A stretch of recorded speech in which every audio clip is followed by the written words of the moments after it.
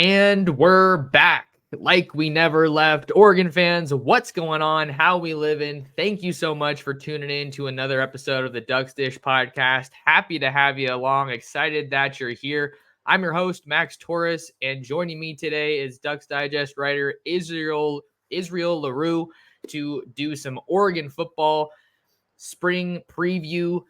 We got a little bit of defense today. Lots of big-time names are in Eugene to play for Tosh Lapoy, Dan Lanning, and the rest of the star-studded staff. We just had Pro Day on Tuesday, and then now we have Oregon spring practice starting on Thursday morning. So we're going to get into some of these positions and some of these players that you got to know about if you're an Oregon football fan. But before we do all of that, how we doing, man? Thank you for being here. It's been a minute. Yeah, I'm good, Max. Thanks for having me on. I'm excited to talk about this Oregon defense. Excited for spring ball. Excited for football in general. Absolutely, and it's going to be fun. It's kind of an interesting way that Oregon structures their spring practice. So the Ducks will kick things off on Thursday morning in Eugene, and they'll have another practice on Saturday, and then they'll actually take 2 weeks off for finals and spring break. So once they get back at the beginning of April, it is full steam ahead with their sights set on that April 27th spring game. So without further ado, let's hop into our first position group of the show. Starting in the trenches, Tony Tuioti and the Oregon defensive line. This is a group that you lose a lot of guys from a year ago. Brandon Dorlus, Popo Amavai, Casey Rogers, Taki Taimani. They will all move on with their football careers, but the Ducks do have some talented pieces coming back. Obviously, Jordan Birch is one of those. He kind of plays that D end position. And then you also have guys like Jamari Caldwell, who comes over from Houston, and then some younger names on the roster that we're going to be talking about a bit more frequently now. Yeah, I'm excited for Jamari Caldwell coming from Houston. I think we talked about it when he signed. He's a big piece for that D line, having departures like Brandon Dorlus and Casey Rogers and all the others. So Jamari, Keon Ware Hudson, I'm excited to see him play too, get some more reps out there. This D line, it's pretty interesting, really, because you have players that haven't really played much, and then you got some transfer guys to kind of bring in that veteran presence that they kind of need there with the younger guys. And then obviously Jericho Johnson too, who's going to be getting in the mix as well. So I think really that D line, it's going to be very interesting. I mean, obviously the secondary and the linebackers are pretty set, but that D line is going to be very telling of this defense this year. Tony Tuioti has some holes to fill on that rotation, obviously, from a season ago. And even though Oregon signed one of the very best defensive line hauls in the entire country for 2024, we can't forget about these guys that they signed in 2023 and maybe even before then. I think one guy that's been generating some buzz and I've been kind of hearing about a bit is Ben Roberts, who signed with Oregon out of the state of Utah in 2022. And then how about some other guys like some more Western, not quite West Coast, some Arizona guys, Amari Washington and Michael Gardner. I think these are more of your interior defensive linemen that we're talking about right now. Those are guys that they were kind of, I've been saying it, on some other shows, they were kind of marinating behind those veterans. They were developing in that first year in the system. And a lot of those guys enrolled early. And we know how much Dan Lanning values getting to campus early. And it's almost like an additional semester, or I guess Oregon's on the quarter, so it's not quite that, but that's valuable time any way you slice it is. And I think that those are some of the guys that we haven't heard from a whole lot, but they're getting familiar with the program. They're getting their legs underneath them. And then, like you mentioned, Jericho Johnson, an All-American signee from the 24 class, Aiden Breland as well as Davian Sims is another one to watch. There's no shortage of options for the Ducks there all on that D line. Yeah, Max. When I look at that D line, to me, the most exciting player to watch is going to be Jamari Caldwell, obviously top prospect and all of that. But I just wanted to get your insight. Who are you more excited to see in that? Probably D tackle, that position right there.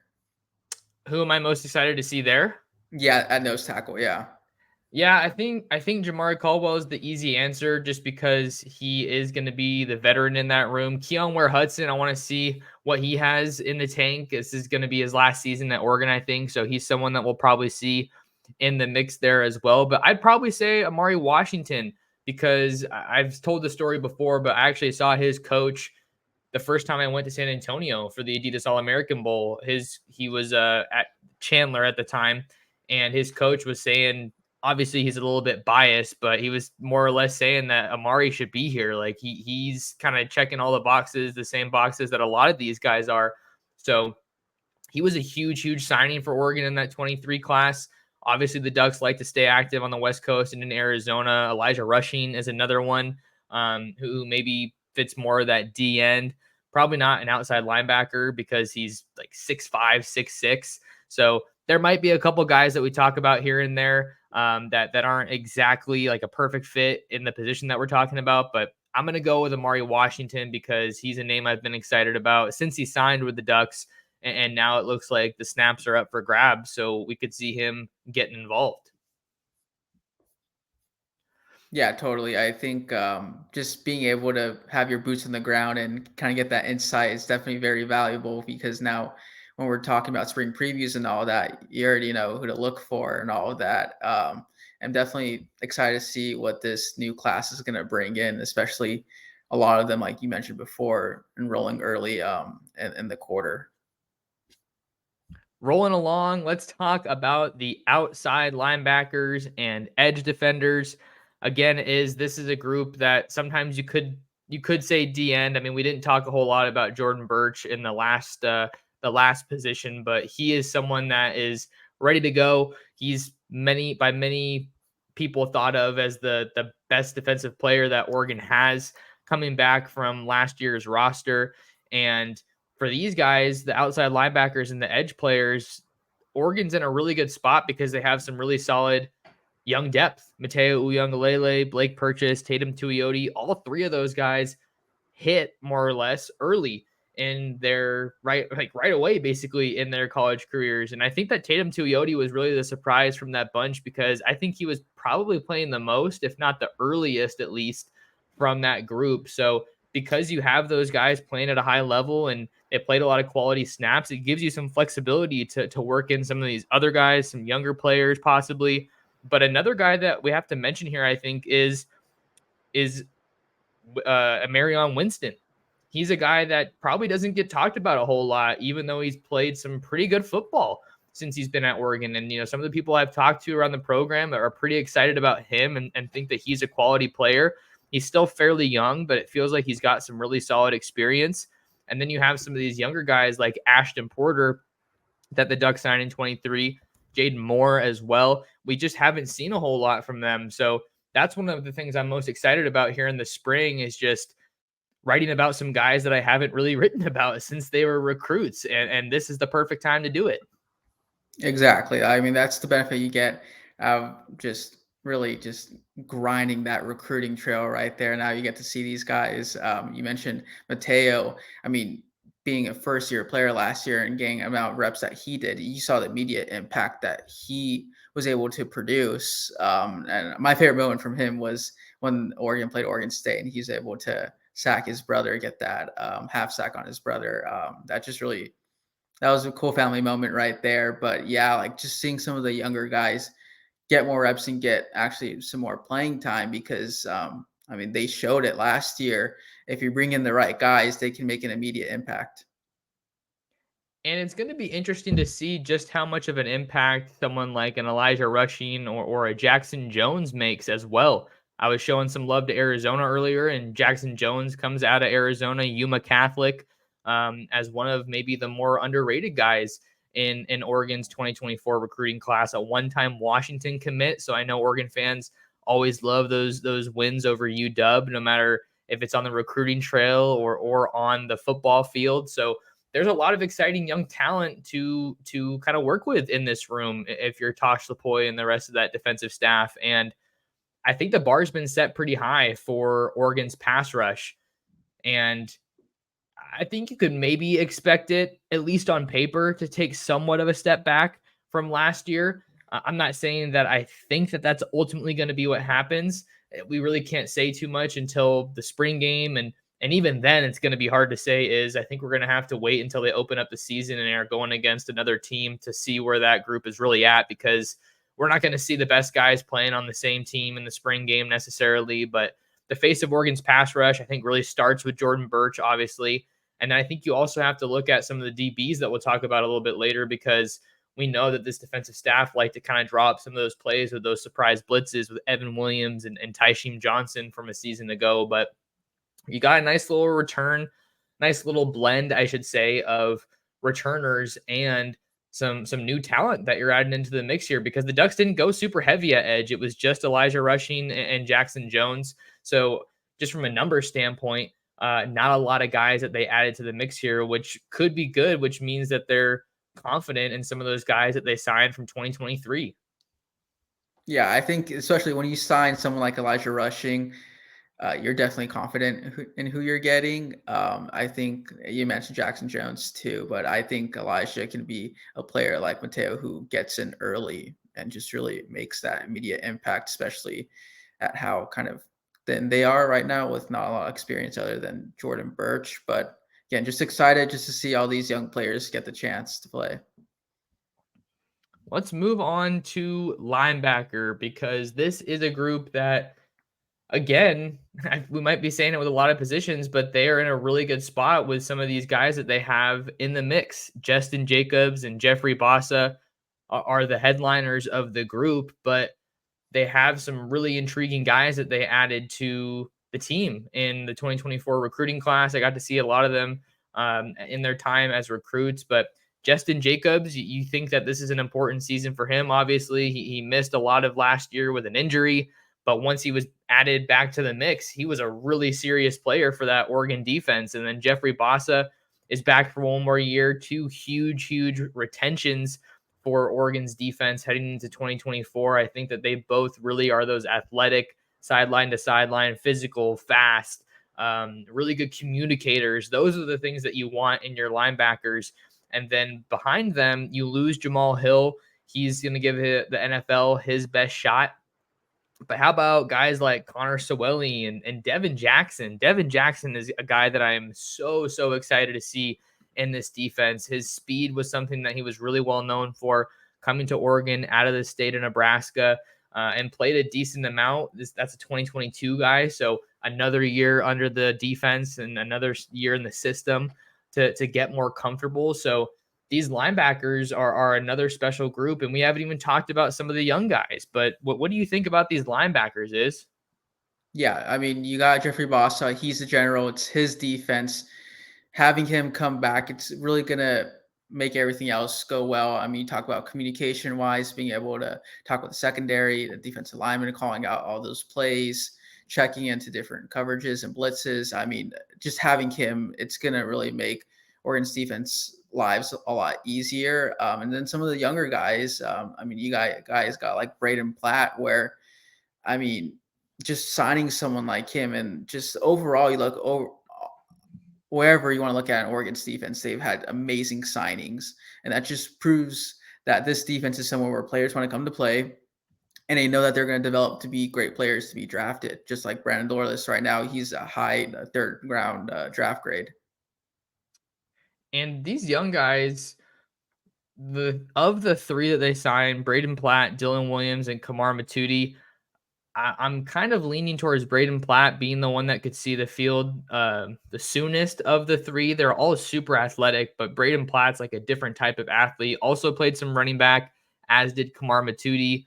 Dylan Williams at Long Beach Poly, that's just up the road from me down here in Southern California. I got to see him play some tight end during his senior season with the Jackrabbits. So these linebackers are ultra athletic, and I think for how much the Oregon defense asks of their linebackers, those are guys that you don't really want to be young. I mean, when you're trying, I feel like Oregon's kind of in this championship window, and maybe this is a broader question for another day, but as they head into the Big Ten here, where they're going to be going against some really high powered offenses. I mean, we just saw Michigan hire Ohio State's running back coach Alford this afternoon. So that was a huge addition for them.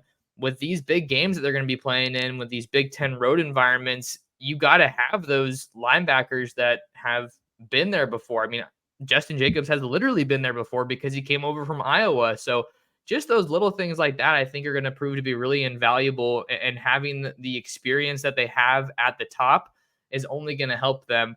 And I think that the front seven, as of right now, is a little bit more of a known commodity aside from the interior D line, potentially, than the secondary. I think you got some question marks there, but overall, you got to be feeling real good about the linebackers. And I'd also just throw in a nod to Jerry Mixon as well. He was the only linebacker that the Ducks signed in 2023, and he was super athletic as well. So the talent's there. We just got to see them hit the field and see what they can do. Yeah, and I mean, you mentioned it with some of the experience with the guys. I mean, they've also played some Big Ten teams these past couple years, early during the, I guess you call it non-conference games. But I mean, you're gonna get a game. You're gonna get Michigan State coming to Eugene too, and what the offense is gonna be like. I mean, you got Oregon State's head coach going over there, so you got some games, and then you got the Ohio State game. So you got a couple games in the Big Ten where you kind of know these offenses a little bit, so it's going to be easier than going into the new conference having like no idea what these guys are going to do. And just some broader topics here, some broader conversation with Oregon's defense here before we kind of transition into the secondary, the back end of Oregon's defense. I think Oregon's defense really showed some tremendous growth last year in terms of the pass rush. I think the pass rush being as consistent as it was really a refreshing sight for Oregon fans, because I think that they were kind of looking at it like, hey, we're recruiting all this amazing talent, but where are the sacks? Where's the pressure? And a big part of that has to do with what the quarterback's able to do. I know with Michael Penix, that dude was amazing at just getting rid of the ball so that there weren't opportunities to sack him. But that was really the big issue is in 2022 and before, it was like they're getting through, but they're not able to finish plays. And then we also saw some people, I mean, I don't know how often you saw it. I saw people in my mentions saying, oh, Tosh Lapointe needs to be fired as Oregon's DC. Like, this is ridiculous. But I'm sure that those people are a little bit quieter now, given that he's really kind of finding his step. And I think he's been a phenomenal hire for the Ducks. Yeah, I think when you talk about the pass rush, a big deal that goes into that is a secondary. If the secondary can lock down the receivers, the pass rush is able to get there. And you can flip that too. If the pass rush gets there earlier, it makes lives a lot easier for the secondary. But I think it was just a really good mix of the Oregon secondary playing at a higher level than they have in recent memory. And also when you had all those guys that we had last year getting able to get to the quarterbacks. I mean, like you mentioned it, when Oregon had Kayvon Thibodeau, one of the best signees that they've had coming out of California, he was able to create pressure and get to the quarterback, but it wasn't not just him saying, but like when you had the other guys, like as a total, the defense wasn't really able to produce a lot of sacks, and you kind of question that. And so when you talk about the pass rush, you got to think about what's going on in the back end of the defense as well. Oregon also excelled for the most part defending the run. So if you can defend the pass, if you can defend the run, get after the quarterback, and defend the pass, those are three things that are really going to make your defense go. And maybe that's how we transition into the cornerbacks. Oregon's cornerbacks were good, but not great. And frankly, not quite good enough last year. And maybe that's overall as a secondary. I don't even want to spotlight or, put blame on any group, but we did see that Oregon's ability to cover the pass, to defend the pass was a struggle at points. Kyrie Jackson was the best cornerback of the bunch, and he got a little bit banged up at times, as did Jaleel Florence, especially in the back end of the season. He wasn't able to go in the Pac-12 title game against Washington, so that was a dude that they really, really needed and they missed. But the big story for me is, I keep getting that messed up because I want to say the big story is calling you by your name. So I'm getting a little jumbled here. But the big story for me, obviously, Jabbar Muhammad comes over from Washington. He was the cream of the crop really when it came to the position out west and in the Pac-12. Just a phenomenal addition for Chris Hampton and the rest of the defensive backs staff. But he headlines the group. I think he's a guy that's certainly plug and play. And you also add some tremendous speed to the room in Cameron Alexander from UTSA. But the big thing that this cornerback room is going to have to do is be consistent, and they're going to have to build out depth. I think that's kind of been a little bit of Oregon's issue, and also at the same time, some progress. They've developed some depth, but I don't think they've been quite deep enough. You need to have 2, 3 guys that are almost playing at a similar level so that you can't really get picked on. Because I think that's what really helps. Like when you're seeing the Georgias and the heavy hitters in the NFL draft, or even at the combine, they have dudes that are just showing up in a huge way at the same position. And I think that's what you really need to do to make sure that you have a solid secondary heading into 2024. Yeah, when you talk about that drop off from the first stringers to the second, third stringers, it was really apparent last year with the secondary because when they were healthy, I mean, they got stuff done, especially Kyrie. But I mean, because of that, now they get to benefit it. You guys got like Nico Reed, Roderick Pleasant, Iffy. They were Dante getting Manning too.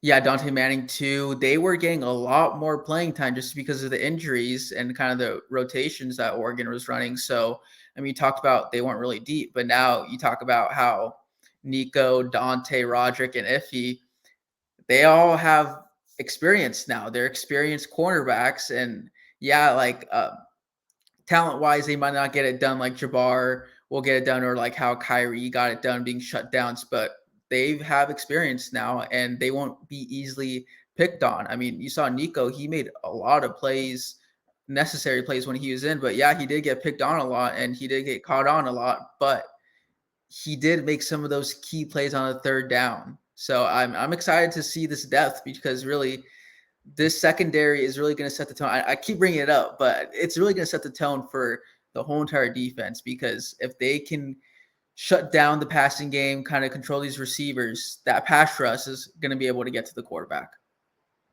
Well, we should note here to clarify too, Ife Obadegwu is a 2024 signee, so he hasn't played college ball just yet. Yeah, my bad. Yeah. But he's someone that was super impressive.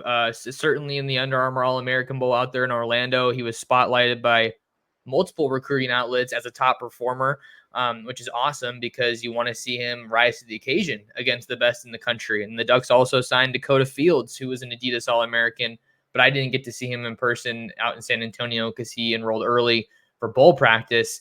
And then the Ducks also signed Sione Laulea out of the College of San Mateo, a school that has been very kind to them in recent years in terms of prospects. So those are some younger guys that I think could potentially make some noise depending on how they do here in the spring. But how about Dalen Austin at cornerback as well as Roderick Pleasant? Those are 2 more SoCal guys. I know you talked about Roderick. He saw a decent amount of playing time as a true freshman, had that big fumble in the Fiesta Bowl against Liberty. And then you even have more names there. You have Solomon Davis, who the Ducks signed in 2023. So there's more names there that I think Oregon could very well find themselves turning to because, like you mentioned, is these injuries just happen.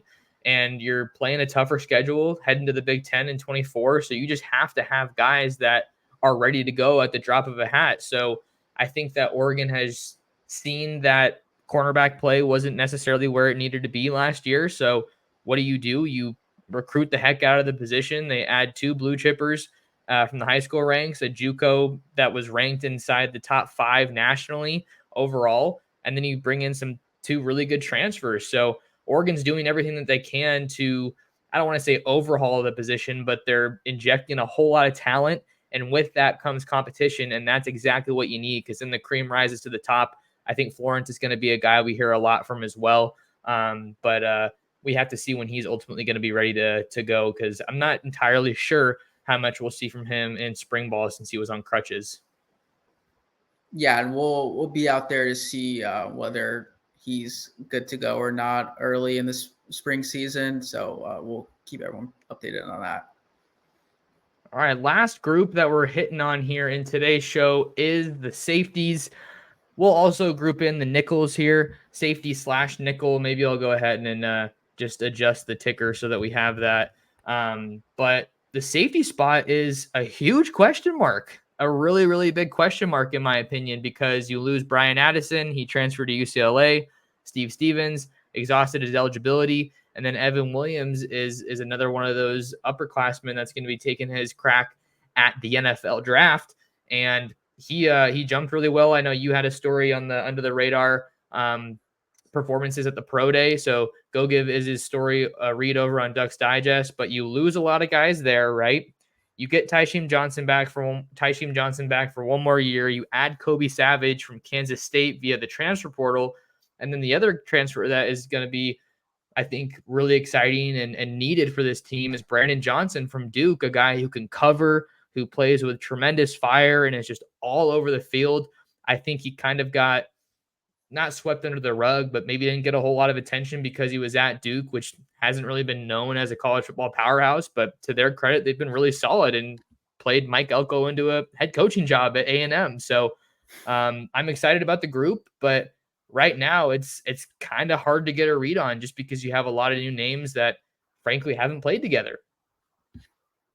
Yeah, and you mentioned names like Tyshim Johnson and Kamari Terrell, where they got some reps in last year. So I mean, like, yeah, they didn't get enough playing time like Evan Williams did and Steve Stevens did up over there in that safety position. But you got a little experience, so at least the coaches, they know what they're getting, so they're going to be able to make the right decisions of who's going to be starting and all of that. And then you talked about the transfer, Kobe Savage.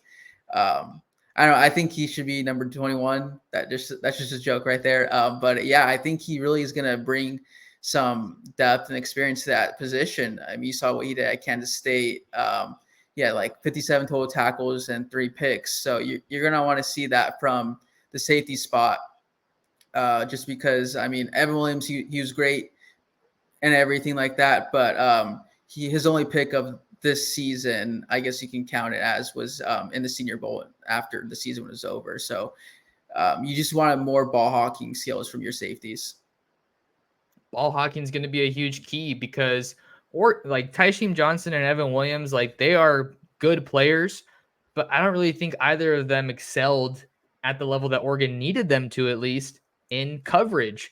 They were great blitzing off the edge in those specific instances that I talked about earlier. They're both willing tacklers, solid tacklers, but I don't think that they necessarily matched up with the wide receivers that Oregon was going against the way that they needed to. So that's why I think you kind of are overhauling this position to some degree. Kamari Terrell is a returner who's going to be entering his 3rd season at Oregon. Have been kind of seeing a little bit more from him year by year. Really speedy DB that came to Oregon out of Texas. So he's someone who's got some snaps under his belt in this system. Also have guys like Tyler Turner and Cody DeCambra, who both redshirted from the 2023 class. But there's a freshman is that I think might be in line to make a bit of noise, and that's Aaron Flowers out of Forney, Texas. He was another All-American that I got to see out in San Antonio. Looked really impressive going against some of these top wideouts. Fast, physical, quick twitch, good ball skills, just in the right place at the right time a lot of times. And then you also have Kingston Lopa, a 6'5" safety out of Sacramento that I think is exciting. And the last guy I'd also mention is Colin Gill, who signed with Oregon out of St. John's in DC. And he's a bigger DB at like 6 foot, north of 200 pounds. So I think he's kind of coming along and hopefully going to be able to take a step forward and help out at the safety spot. Yeah, definitely. That spot's gonna kind of needed that overhaul just because you don't have that much experience and you had guys leaving. And then also, I mean, you look back at the Washington games, that was the area where the secondary was getting hit the most, in that deep post routes, deep corner routes, even those go routes. So you're going to have to need people that are going to be able to have to cover a lot better than what we've seen in the past. And one of the biggest things to hit on here with the secondary at large is versatility, because Oregon went out and got a lot of DBs. They have DBs on their roster that can do a lot of different things for them. And Jabbar Muhammad's a good example. I talked to him after he committed to Oregon, and he said that he might even play some nickel at certain times. So when you have guys that can do a lot of different things for you, it just gives you more options, gives you more flexibility makes you tougher to dissect as a defense. And that's ultimately where Oregon wants to be.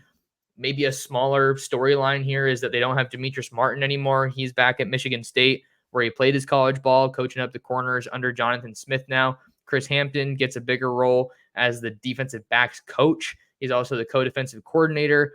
Worked mainly with the safeties last year, and then we'll see Rashad Wadoud taking on a bigger role with the corners as well. So this is a group, the safeties in particular, I think, that might be my biggest question mark on defense. But again, that's not because there's not talent. It's just that we don't really know what to expect. And this spring should hopefully give us a better idea of what the safety room is going to look like for Oregon in 24.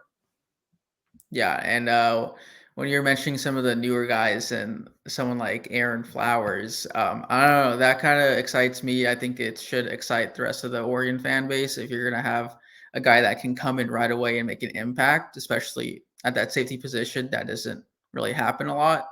So just this spring's gonna be very telling, and like you said, and that's secondary position at safety.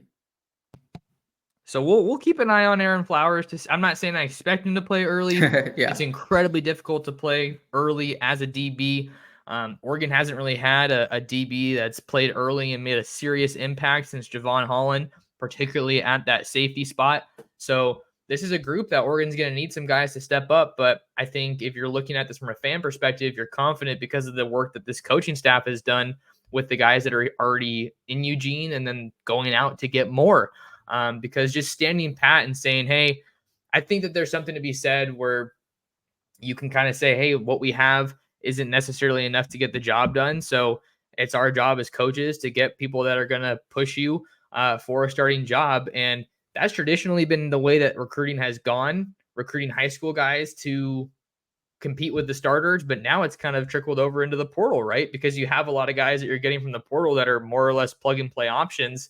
And Oregon has a pretty crowded secondary, particularly at that cornerback spot. There are a ton of players. So I think this is going to be a really important spring for the secondary to see kind of who can step up and really kind of cut out a role for themselves.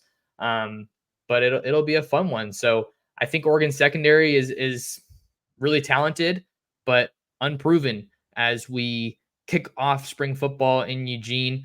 We're just a little bit over the 30-minute mark, but I know that we kind of wanted to wrap around there. Any other thoughts that you wanted to bring to the table here while we're still talking about this Oregon defense?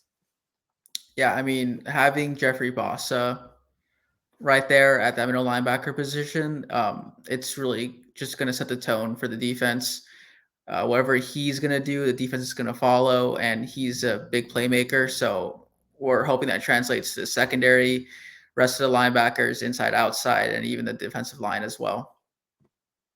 I'm excited to see what this Oregon defense looks like. I'm actually in the process of booking my trip out to Eugene for that final week of spring practice, which culminates in the spring game on April 27th.